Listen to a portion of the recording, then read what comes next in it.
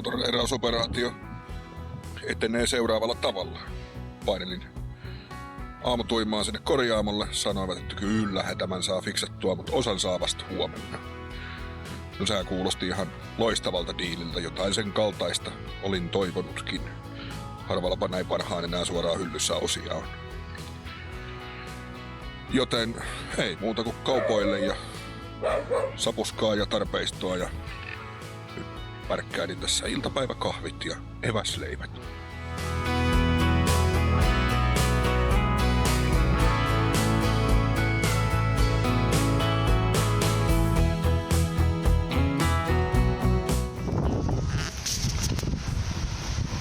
No nyt on se seuraava aamu. Auto on tuolla fiksattavana.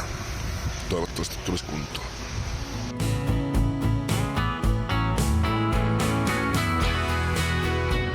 Auto on kunnossa.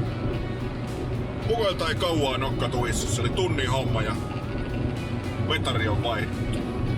Mutta ei muuta kuin paanaa piiloon. Nokkaan kohti pohjoista. Katsotaan mihin asti tänään ajellaan.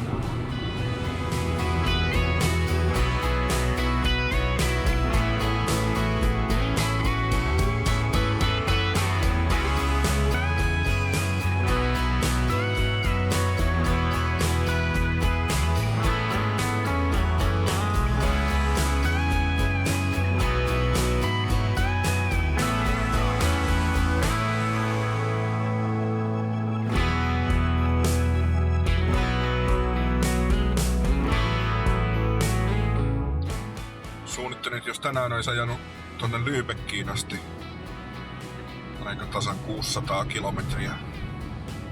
Mut tää on taas tämmöstä. Autobaanilla ajamisessa on ainoastaan 2 vaihtoehtoa. Joko ajetaan 200 tai 20.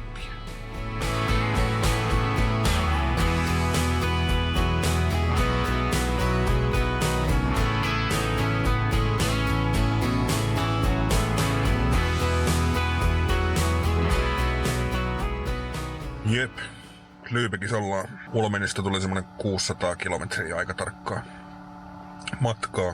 Välillä oli vähän tietöitä ja välillä oli vähän ruuhkaa, mutta kyllä sit lopulta selvittiin.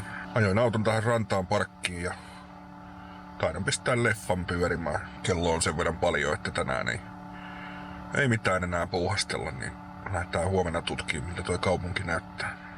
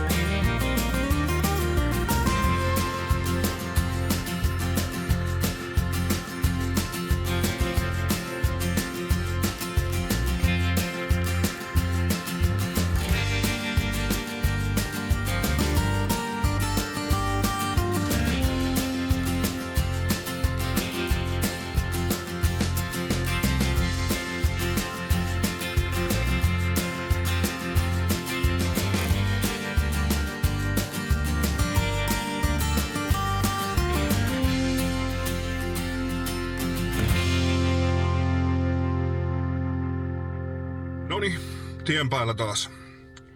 Olin pari päivää Lübeckissä. Sieltä ei ihan hirveästi videomatskua tullut. Vietin aikaani erilaisten tuoppien ääressä. Lähdin tänään aamupäivällä sieltä. Nyt olen Puttgardenissa, Lauttarannassa. Tästä pitäisi 0,5 tunnin päästä laikata lauttaa ja ajalla Rödbyhyyn. Ja sit pari tuntia niin ollaan Köpiksessä ja siitä hetken aikaa niin ollaan sillä yli Malmössä. Katsotaan kuinka pitkältä tänään jaksaa ajalla.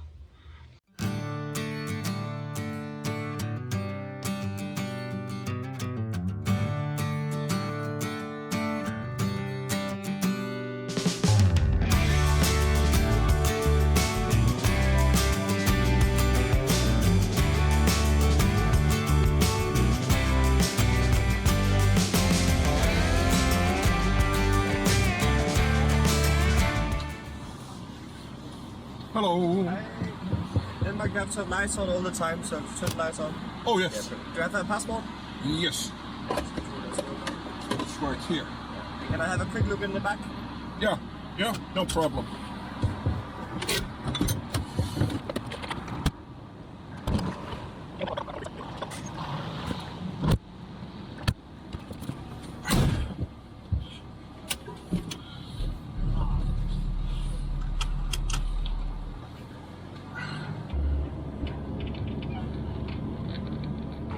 No niin. Koko laivallinen auto ja pihalle ilman, että poliisia kiinnostaa, mutta minun auto sitten sattui häntä sen verran kiinnostamaan, että katseltiin vähän mitä sieltä löytyy.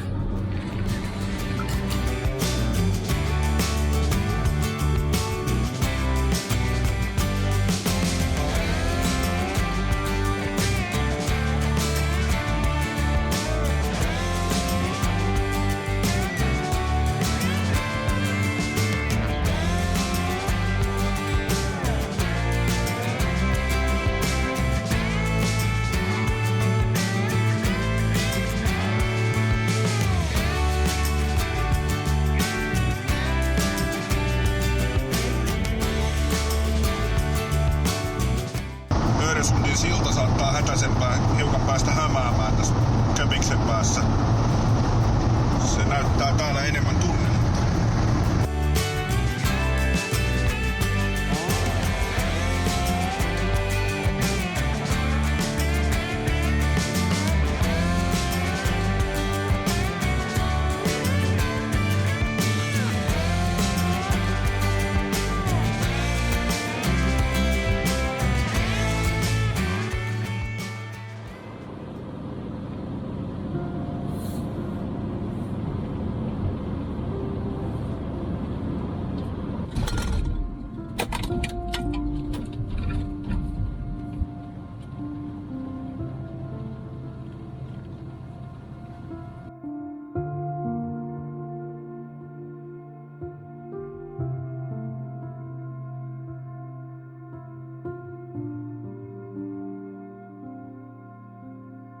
Eräänä syyskuisena aamuyönä 1986 aloitteleva lupaava thrashibändi Metallica oli matkalla Solnasta Kööpenhaminaan kiertueen seuraavalle keikalle. Oli liukasta ja pimeätä. Bussikuskilta lähti vehkeet käsistä ja kävi niin ikävästi, että bussi kaatui kyljelleen ja orkesterin basisti Cliff Burton jäi sitten sen bussin alle ja menehtyi. Hänen muistokseen on tänne värkätty tommonen muistolaatto.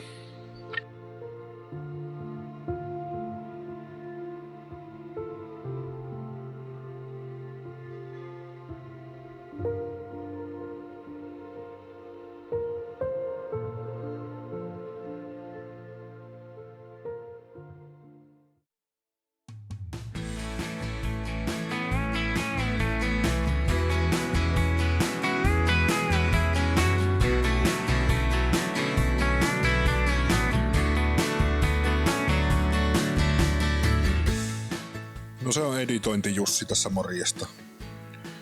Loppureissusta ei sitten ihan hirveästi tullut otettua mitään videoa, enkä höpissy sen kummemmin. Ajelin sieltä muistokiveltä sitten kohti Tukholmaa. Olin vähän myöhässä laivalippujen kanssa, niin Tukholmasta en päässyt sitten enää mihinkään laivaan. Niin suhautin siitä sitten Kapellskäriin ja vanhalla kunnon Finnlinkillä painelin sitten kotomaan kamaralle. Mukavaa, että jaksoit katella. Aika hämmästyttävän paljon on näköjään kiinnostanut nämä tekeleet. Nythän sitten ohjelmassa enää odotellaan ensi kesää ja katsoo mitä sitten keksitään.